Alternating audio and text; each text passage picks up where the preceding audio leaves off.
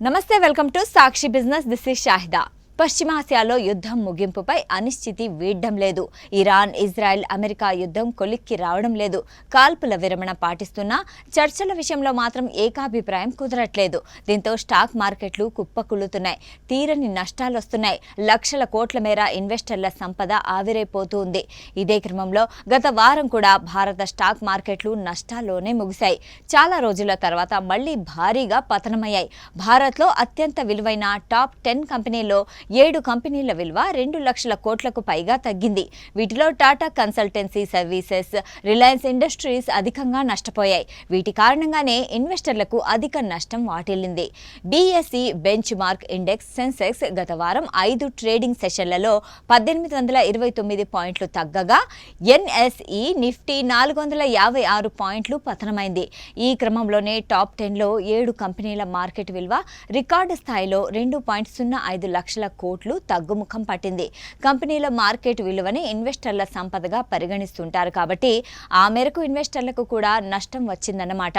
Hindustan Unilever, SBI, Bajaj finance market విలువ మాత్రమే పెరిగింది. అతిపెద్ద భారత ఐటీ కంపెనీ టీసీఎస్ మార్కెట్ విలువ 5 రోజుల్లో 66,699.44 కోట్లు తగ్గగా 8.67 లక్షల కోట్లకు పడిపోయింది. రిలయన్స్ ఇండస్ట్రీస్ షేరు కూడా గత వారంలో భారీగా తగ్గగా దీని మార్కెట్ క్యాపిటలైజేషన్ 50,670 కోట్లు తగ్గి 17.96 లక్షల కోట్లకు దిగొచ్చింది.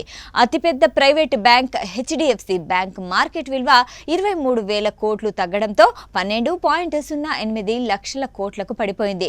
Life insurance corporation of India market విలువ 19,670.75 కోట్లు తగ్గి 5.13 లక్షల కోట్లకు చేరుకుంది.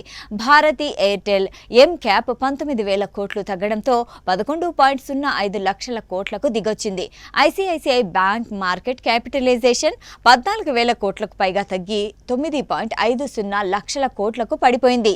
ఎల్&టి ఎం క్యాప్ 11,000 కోట్ల రూపాయలు తగ్గి 5.52 లక్షల కోట్ల వరకు పతనమైంది. ఇక హిందుస్థాన్ యూనిలివర్ మార్కెట్ క్యాపిటలైజేషన్ 20,000 కోట్ల వరకు పెరిగి 5.47 లక్షల కోట్లకు చేరుకుంది. ఎస్బీఐ మార్కెట్ వాల్యూ 19,000 కోట్లు పెరిగి 10.16 లక్షల కోట్లుగా ఉంది. బజాజ్ ఫైనాన్స్ ఎం క్యాప్ 8,000 కోట్లు పెరగడంతో ప్రస్తుతం 5.73 లక్షల కోట్ల వద్ద ఉంది. సాక్షి టీవీ ప్రసారాలను నిలిపివేయటం చట్టరీత్యా నేరం.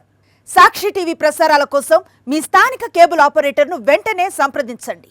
డిటిహెచ్లో, ఇంటర్నెట్లో కూడా సాక్షి టీవీ ప్రసారాలను వీక్షించవచ్చు.